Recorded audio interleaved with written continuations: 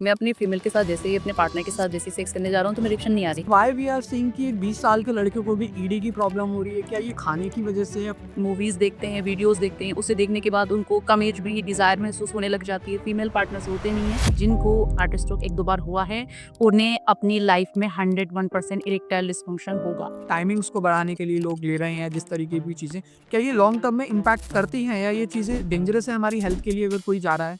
एक बार जब इसे कोई यूज कर लेता है ना तो इसका रिजल्ट बड़ा बेहतरीन आता है और उसके बाद ऐसी मेडिसिन आपकी इरेक्शन जड़ से खत्म कर दे। आप दिमाग से अच्छा पॉजिटिव सोच के जब सेक्स करते हो ना तो बेटर सेक्स करते हो। इरेक्टाइल डिस्फंक्शन के सिम्टम्स क्या हैं? आपका सेक्स करने का मन कर रहा है लेकिन पेनिस इरेक्ट नहीं हो रहा है। फॉरप्ले के बाद जैसे ही वजाइना में पेनिस एंटर करते हैं, इरेक्शन चली रही और कम से कम 1 से 2 घंटे तक वो इरेक्ट ही नहीं हुआ, ये भी इरेक्टाइल डिस्फंक्शन है। 1 महीना भी अगर आपने देर किया तो आपकी प्रॉब्लम किस स्टेज पे पहुंच जाएगी और ट्रीट करना कितना डिफिकल्ट हो जाएगा ये आप भी नहीं जानते। वेलकम बैक अगेन डॉक्टर माही। और आज का हमारा जो टॉपिक है वो है इरेक्टाइल डिसफंक्शन। तो मेरा सबसे पहला क्वेश्चन ही आपसे ये है कि कुछ लड़कों को मॉर्निंग वुड तो ठीक होता है, मॉर्निंग में इरेक्शन ठीक होता है, बट वो एक्चुअल में जब सेक्स के लिए जाते हैं तो वहां पर परफॉर्म हो जाते हैं। तो ये उनका हार्ट का प्रॉब्लम है कि भाई हार्ट अच्छे से पंप नहीं कर पा रहे, एक्चुअल में ये प्रॉब्लम उनके ब्रेन में है। हाँ, बिल्कुल। जिनको मॉर्निंग इरेक्शन आता है, मैं अपने और भी पेशेंट को ये कहती हूँ, जब वो बताते हैं ये क्वेश्चंस तो मेरे सामने वैसे हमेशा आता ही रहता है कि मैं अपनी फीमेल के साथ जैसे ही अपने पार्टनर के साथ जैसे सेक्स करने जा रहा हूँ तो मेरी इरेक्शन नहीं आ रही, बट मॉर्निंग की आ रही है। क्योंकि मेरा सेकंड क्वेश्चन ये होता है कि मॉर्निंग में इरेक्शन आ रही है? हाँ, बिल्कुल परफेक्ट आ रही है। तो ये कोई फिजिकल वीकनेस नहीं हुई, ये साइकोलॉजिकली हुआ। क्योंकि मॉर्निंग इरेक्शन जब आप सुबह सो के उठते हो तो बड़ा फ्रेश फील करते हो, पूरी बॉडी बहुत फ्रेश होती है, तो आपको मॉर्निंग इरेक्शन आती है। वहीं अगर आपने डे में या नाइट में प्ले करना है और आप अपने फीमेल पार्टनर के साथ हो तो कहीं ना कहीं आपके मन में एक साइकोलॉजिकली थोड़ा सा डर बैठा होता है कि मेरी परफॉर्मेंस कैसी होगी, क्या मैं लॉन्ग लास्टिंग प्ले कर पाऊंगा, क्या मेरी जो फीमेल पार्टनर है या मैं जिनसे फर्स्ट टाइम सेक्स करने जा रहा हूँ या मुझसे सेटिस्फाई होगी कि नहीं। ऐसा सबके मन में हमेशा चल रहा होता है। तो ये साइकोलॉजिकली फैक्ट होता है, यानी कि आपके मन में ये चीज चल रही है, आप फिजिकल वीक नहीं हो। एंड आज के टाइम पे वाई वी आर सीइंग कि एक 20 साल के लड़के को भी ईडी की प्रॉब्लम हो रही है, क्या ये खाने की वजह से या फूड हैबिट्स की वजह से, स्ट्रेस की वजह से या बहुत ज्यादा स्क्रीन टाइम होने की वजह से ये चीजें देखने को मिल रही हैं? पहले भी बताया गया है वीडियोस में कि मास्टरबेट करने से आपको इरेक्टाइल डिसफंक्शन की आगे आने वाली एज में सिम्टम्स दिखने शुरू हो जाएंगे। क्योंकि पहले क्या था, लड़के इतना मास्टरबेट हैंड प्रैक्टिस नहीं करते थे।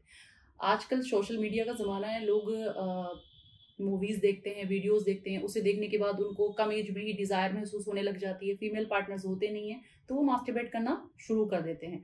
ऐसे केसेस में क्या होता है कि वो कम एज से ही अपने पेनिस को डैमेज कर रहे हैं। ओवर हैंड प्रैक्टिस करने की वजह से कहीं न कहीं अंदर की जो वेन्स होती हैं, जो ब्लड सर्कुलेशन होता है, कहीं न कहीं उसमें कमी आनी शुरू हो जाती है। तो 20-21 एज में ऐसे केसेस देखे गए जिन्हें इरेक्टाइल डिसफंक्शन के सिम्पटम्स दिखने शुरू हो गए या फिर एक्चुअल में इरेक्टाइल डिसफंक्शन की प्रॉब्लम ही आ गई। वहीं खान-पान की बात कर लेते हैं तो पहले ये स्ट्रीट फूड, जंक फूड इतने ज़्यादा नहीं बिक रहे थे, नहीं खाए जाते थे, घर का खान-पान था, ऑर्गेनिक था। आजकल तो फ्रूट सीज़नल नहीं हो गए हैं, हर मौसम में मिलते हैं। कोई भी चीज़ आप हर मौसम में खा सकते हो। ऐसी चीज़ें जो हर मौसम में आपको प्राप्त हो रही हैं, तो ज़ाहिर-सी बात है कि वो ऑर्गेनिक तो हुई नहीं। और ऐसी चीज़ आप डेली कंज़्यूम कर रहे हो, तो कहीं न कहीं इंटरनल आप वीक हो रहे हो। आपको ऑर्गेनिक चीज़ें नहीं मिल रही, उनके फ़ायदे नहीं मिल पा रहे हैं। तो ये चीज़ें भी इफ़ेक्ट डालती हैं कि कम एज से ही आपको सेक्सुअल वीकनेस दिखनी शुरू हो जाती है। ओके। एंड जो डायबिटीज एंड ब्लड प्रेशर है, जो ये बहुत ही कॉमन इंडिया में हेल्थ इश्यूज हैं, क्या इनका भी इम्पैक्ट पड़ता है इरेक्टाइल डिसफंक्शन पर? इनकी वजह से भी ईडी की प्रॉब्लम हो सकती है? सर बिल्कुल, डायबिटीज़ मैक्सिमम जब हमारे पास पेशेंट आते हैं तो हमारा क्वेश्चन उनके सिम्पटम्स पूछने के बाद यही होता है कि क्या आपको डायबिटीज़ है? क्या आपको बीपी इश्यूज़ हैं? क्या आपका कोलेस्ट्रॉल लेवल तो बढ़ा नहीं है? क्योंकि मैंने एक वीडियो में भी शेयर किया था कि जिनको हार्ट स्ट्रोक के चांसेस हैं या हार्ट स्ट्रोक 1-2 बार हुआ है, उन्हें अपनी लाइफ में 101% इरेक्टाइल डिसफंक्शन होगा। क्योंकि उसका सीधा मिलन पेनिस से होता है। अगर आपको हार्ट इश्यूज़ हैं, हार्ट में कोई प्रॉब्लम आई है, वहीं हम डायबिटीज़ की बात कर लेते हैं, तो जब हमारी बॉडी में अदर प्रॉब्लम्स क्रिएट होती है ना, तो सबसे ज़्यादा हमारी सेंसिटिव हेल्थ पे ही इम्पैक्ट आता है। तो हमारी जो सेक्स हेल्थ है वो बड़ी सेंसिटिव है, चाहे वो फीमेल्स की ले लो या मेल पर्सन की ले लो, बड़ी सेंसिटिव है। डायबिटीज़ हो गई तो भी आपके इम्पैक्ट करेगी, इरेक्टाइल डिसफंक्शन जैसी प्रॉब्लम्स दिखाएगी, या आप सेक्स करना नहीं पसंद करोगे, डिज़ायर कम हो जाएगी। तो ये कोई भी अदर जो भी बीमारियाँ हैं, परेशानियाँ हैं बॉडी में, ये सेक्सुअल हेल्थ को इम्पैक्ट करती हैं। ओके। एंड जो मेडिसिन आज के टाइम पे आ रही हैं मार्केट में, या जो टाइमिंग्स को बढ़ाने के लिए लोग ले रहे हैं, या जिस तरीके की चीजें, क्या ये लॉन्ग टर्म में इम्पैक्ट करती हैं या ये चीजें डेंजरस है हमारी हेल्थ के लिए अगर कोई जा रहा है? कोई भी मेडिकेशन जब भी आप यूज़ करते हो, एक तो कहीं भी आपने इंटरनेट पे देखा कि इस पिल्स को ले लो, कहीं भी आपने एक वीडियो देखी इस पिल्स को खा लो, इसको लेके आप ऐसा कर सकते हो। तो विदाउट डॉक्टर की गाइडलाइंस के आप कोई भी मेडिसिन्स मत लिया करो। ओके। अगर हम किसी भी तरह की इस तरह की ब्लू पिल्स की बात कर लेते हैं, जो लोग इमरजेंसी में यूज़ करते हैं कि हम लॉन्ग लास्टिंग प्ले करें, अच्छा परफॉर्मेंस दे पाएँ। ऐसी पिल्स कभी-कभी में अच्छी हैं, नुकसान नहीं देंगी, लेकिन एक बार जब इसे कोई यूज़ कर लेता है ना, तो इसका रिज़ल्ट बड़ा बेहतरीन आता है और उसके बाद बंदा सामने वाला यही सोचता है कि दोबारा भी यूज़ करके देखता हूँ, बहुत अच्छा रिज़ल्ट है, बड़ा अच्छा परफॉर्मेंस था। हम लोग दिमाग से इतना वीक है ना मेरे हिसाब से कि हम सिर्फ़ उसी जगह पहुँच जाते हैं जहाँ से हमने शुरुआत की थी। हमने क्या किया, वो पिल्स दोबारा लेनी शुरू कर दी, ऐसे ही हमें 10 टाइम्स बड़ा अच्छा लगा तो हम उसके हैबिचुअल हो गए और एट द एंड एक दिन ऐसा भी आता है कि ऐसी मेडिसिन्स आपकी इरेक्शन जड़ से खत्म कर देती है। क्योंकि कहीं न कहीं केमिकल्स मेडिसिन्स क्या होते हैं ना, हमारी बॉडी में नुकसान देती हैं। हर किसी को मना किया जाता है ओवर पेन किलर्स मत लो, आपको सर दर्द हो रहा है, बुखार आ रहा है, तो ऐसी पेन किलर्स को भी मना किया जाता है, तो फिर आप सेक्स के लिए ऐसी मेडिसिन्स ले रहे हो तो उनके क्या नुकसान होंगे ये सोचिए। एक एक नॉर्मल चीज यहाँ पे एक क्वेश्चन मेरे माइंड में ये भी है कि जो लोग नॉर्मली आप देखिए कोई पहली बार सेक्स के लिए गया, उसने वहां पे मेडिसिन ली अपनी मतलब अपने टाइमिंग्स को इंक्रीज करने के लिए एंड उसे ठीक रिजल्ट मिला तो वो उसका हैबिचुअल हो गया। लेकिन इंस्टेड ऑफ दिस अगर कोई नॉर्मली पहली बार में अच्छा परफॉर्म नहीं कर रहा है, तो क्या वो धीरे धीरे जब वो थोड़ा टाइम हो जाता है, वो रेगुलर उसका पार्टनर भी ठीक है, उसमें इंप्रूवमेंट होता है टाइमिंग्स में सारी चीजों में? देखो सेक्सुअल हेल्थ जो है, जो सेक्स है, वो बहुत सारी चीज़ों पे डिपेंड करता है। जब आप फर्स्ट टाइम प्ले करते हो तो कहीं न कहीं तुम कुछ मिस्टेक करते हो, चाहे वो फीमेल कर रही है या मेल पर्सन कर रहा है। तो उन्हें उस एक प्ले में अपनी मिस्टेक नज़र आती है। अगर आपकी अंडरस्टैंडिंग बहुत अच्छी है, आप दोनों एक-दूसरे से बड़ा अटैच हो, तो उस लास्ट 4-5 मिस्टेक का आप ज़िक्र करते हो कि लास्ट हमने जब सेक्स प्ले किया था तो कहीं न कहीं आपकी तरफ से ये कमी थी और मेरी तरफ से ये कमी थी।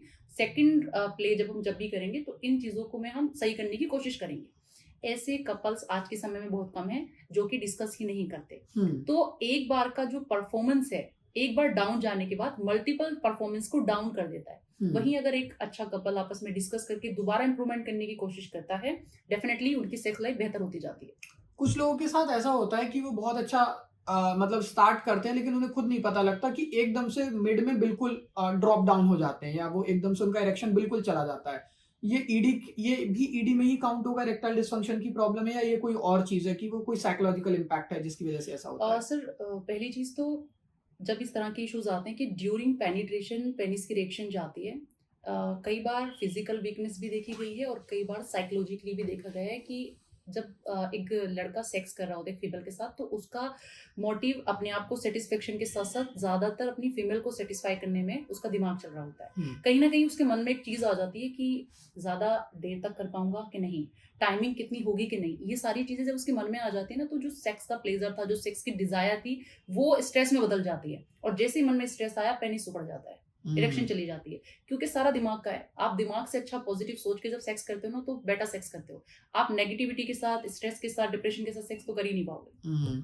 लेकिन एक चीज ये भी है कि क्या जो over the counter testosterone boost करने के लिए सप्लीमेंट्स मिलते हैं, क्या वो काम करते हैं सच में? अगर आप किसी अच्छी कंपनी का टेस्टोस्टेरोन बूस्टर कैप्सूल्स हो गए, पाउडर फॉर्म में हो गया, या जो भी जिस तरह से कंपनीज उसको सेल कर रही हैं, आप लेते हो एक अच्छी कंपनी जिसके बारे में आपने रिसर्च किया और काफ़ी समय से काम कर रही है और अच्छे प्रोडक्ट बना रही है, तो डेफिनेटली काम करेंगे, क्योंकि सारे सप्लीमेंट्स इसलिए बनाए जाते हैं। लेकिन कई लोग तो बिना सोचे समझे ऑनलाइन बात किया, अपनी प्रॉब्लम डिस्कस किया और बताया कि ये समस्या है, टेस्टोस्टेरोन के कैप्सूल हो या सेक्स की पिल्स हो, आप बिना सोचे समझे उस कंपनी से मेडिसिन ले लेते हो। आपको ये भी नहीं पता कि फ़ोन पे बैठा हुआ बंदा डॉक्टर है कि नहीं। मैं तो ऐसी चीज़ों में आपको ये सजेशन दूँगी कि फेस टू फेस जाके डॉक्टर से कंसल्ट करना चाहिए। फेस टू फेस मिलके आपको एक पॉजिटिविटी आती है। आप देख पाते हो कि एक्चुअल में जो मेडिसिन्स खा रहा हूँ, वो सही जगह से खा रहा हूँ और ये कंपनीज़ कब से इस चीज़ में वर्क कर रही हैं, कब से सर्विस प्रोवाइड कर रही हैं। तो ऐसी मेडिसिन्स कामयाब होती हैं। ऐसी मेडिसिन कामयाब नहीं होती जो कहीं भी आपने फ़ोन किया और बाय किया और यूज़ कर लिया, ये काम नहीं करती हैं। एंड आज के टाइम पे आपने देखा है कि स्मोकिंग एंड वेपिंग की भी बहुत ज्यादा नए लड़कों में आदत बन गई है। क्या इसका भी इम्पैक्ट पड़ता है कि जिसकी वजह से उनका जो ईडी की प्रॉब्लम होती है, साथ में जो उनकी ब्लड वेसल्स हैं जो पेनिस से डायरेक्टली कनेक्टेड है, वो बहुत ज्यादा श्रिंक कर जाती हैं? जिस टाइम आप स्मोक कर रहे होते हो, मैंने एक वीडियो में शॉर्ट वीडियो में डिस्कस किया था, उस टाइम पे जो उसका धुआँ है, जो आपके लंग्स में जाता है, आपके ब्लड फ्लो को कुछ टाइम के लिए रोक देता है। और हम्म। ज़ाहिर-सी बात है, कई बार तो ऐसे केसेस दिखेगा जो ओवर स्मोकिंग करते हैं, उन्हें पेनिस अटैक भी आ जाता है। हम्म। पेनिस अटैक यानी कि पेनिस की इरेक्शन बिल्कुल डाउन हो जाती है और 3 डेज़ तक वो यही फ़ील करते हैं कि पेनिस इरेक्ट ही नहीं हो रहा है। हम्म। जबकि वो ये नहीं देखते कि उन्होंने कितना स्मोक किया है। तो स्मोक तो किल है, मतलब स्मोक ना इरेक्शन को क्रिएट करेगा, इसलिए स्मोकिंग तो बहुत डेंजरस है। एंड क्या एक्चुअल में इरेक्टाइल डिसफंक्शन की प्रॉब्लम ये पॉसिबल है कि उसको 100% रिकवर किया जा सकता है बाय ओनली आपकी some of natural activities, weight loss करने से और एक्सरसाइज करने से? बिल्कुल जिनका वज़न बहुत ज़्यादा है, अक्सर ऐसे कॉजेज़ देखे गए हैं जैसे कि स्मोकिंग करना, ओबेसिटी, बहुत ज़्यादा वज़न होना या फिर फिज़िकल एक्टिविटी ना होना, अच्छा डाइट प्लान ना होना। अगर आपकी लाइफ़स्टाइल कुछ इस तरह का है तो आपको सेक्सुअल हेल्थ आपकी ज़्यादा अच्छी नहीं है। देखा जाएगा कि आप सेक्स अच्छे से परफ़ॉर्म नहीं कर पाते। वहीं आप डेली अच्छे से एक्सरसाइज़ करते हो, अच्छी डाइट लेते हो, आप अपना वज़न कम कर लेते हो, तो ये देखा गया है कि आपको सेक्सुअल एक्टिविटी आपकी बड़ी अच्छी हो जाती है। कई लड़के ऐसे हैं जो आके बताते हैं कि उनकी सेक्सुअल एक्टिविटी बहुत बढ़िया है, उन्हें कभी इश्यूज़ ही नहीं आए। क्योंकि अगर उनकी पूरा लाइफ़स्टाइल को देखा जाए तो अच्छी डाइट ले रहे हैं, प्रॉपर सो रहे हैं, सोना बहुत अच्छे से ज़रूरी है, अच्छी डाइट लेना ज़रूरी है, एक्सरसाइज़ करना। एक्सरसाइज़ को तो लोग कई बार भूल जाते हैं, इसको अपना हिस्सा नहीं समझते, जबकि ये भी हमारी लाइफ़ का एक हिस्सा है। अगर आप एक हार्ड वर्कआउट नहीं कर सकते तो नॉर्मल कार्डियो करना भी इम्पोर्टेंट है, करना ज़रूरी है। एंड आज के टाइम पे जो भी इस वीडियो को देख रहे हैं, आप कोई ऐसे 3 रेड फ्लैग्स या सिम्पटम्स बताने चाहें कि जिसको देखने के बाद उनको सीधे-सीधे ये नज़र आ जाए कि भई हमें डॉक्टर के पास जाना चाहिए या फिर हम नेचुरली रिकवर कर सकते हैं अपने आप? बिल्कुल, मैं डिटेल में बताऊँगी कि इरेक्टाइल डिस्फंक्शन के सिम्पटम्स क्या हैं, हुँ। जिससे आप ये पहचान पाएँ कि आपकी बॉडी में इरेक्टाइल डिस्फंक्शन की प्रॉब्लम आ गई है। ओके। पहली चीज़, अगर आपको 3 डेज़ रेगुलर मॉर्निंग इरेक्शन नहीं हो रही है, तो आपको सोचने की ज़रूरत है, आपको सोचना चाहिए। वहीं आपका सेक्स करने का मन कर रहा है, सेक्स करना चाहते हैं, डिज़ायर है, लेकिन पेनिस इरेक्ट नहीं हो रहा है, हुँ। पेनिस टाइट ही नहीं हो रहा है, तो डेफ़िनिटली ये भी इरेक्टाइल डिस्फंक्शन है। ये तो बहुत कॉमन चीज़ें हो गईं, जो कि कोई भी समझ पाएगा। हुँ। एक इरेक्टाइल डिस्फंक्शन कुछ इस तरह का भी होता है। आप फोरप्ले के बाद जैसे ही वजाइना में पेनिस एंटर करते हैं, आपका विदाउट डिस्चार्ज इरेक्शन चली गई और कम से कम 1 से 2 घंटे तक वो इरेक्ट ही नहीं हुआ। ये भी इरेक्टाइल डिस्फंक्शन है। वहीं एक और सिम्पटम्स है, आप एक प्ले अच्छे से कर लेते हैं, सेकंड राउंड के लिए आपका पेनिस इरेक्ट होता ही नहीं, चाहे आपका फीमेल पार्टनर भी आपको कितनी भी सपोर्ट दे दे, तब भी इरेक्शन नहीं आती, ये भी इरेक्टाइल डिस्फंक्शन है। तो ये सारे सिम्पटम्स अगर आपको नोटिस होते हैं अपनी बॉडी में, आपको देर नहीं करनी चाहिए। क्योंकि 1 महीना भी अगर आपने देर किया, तो आपकी प्रॉब्लम किस स्टेज पे पहुँच जाएगी और ट्रीट करना कितना डिफ़िकल्ट हो जाएगा, ये आप भी नहीं जानते। क्या ये ईडी की प्रॉब्लम इम्पोटेंसी में कन्वर्ट हो सकती है? अगर ये प्रॉब्लम बहुत लॉन्ग टाइम से चल रही है, आप इसे इसके लिए ज़्यादा सीरियस नहीं है, सोच नहीं रहे हैं, आप सोच रहे हैं कि नॉर्मल है और आपने इसे इग्नोर कर दिया, किसी अच्छे डॉक्टर से कंसल्ट नहीं किया, तो डेफ़िनिटली ये कन्वर्ट हो जाएगी। Okay. Thank you so much for your time और हम आगे ही ऐसे इन्फॉर्मेटिव वीडियोस पे ज़रूर बात करेंगे जिसमें we will discuss about the nightfall and कैसे हम अपनी स्पर्म हेल्थ को और अच्छा कर सकते हैं। Thank you so much for your time.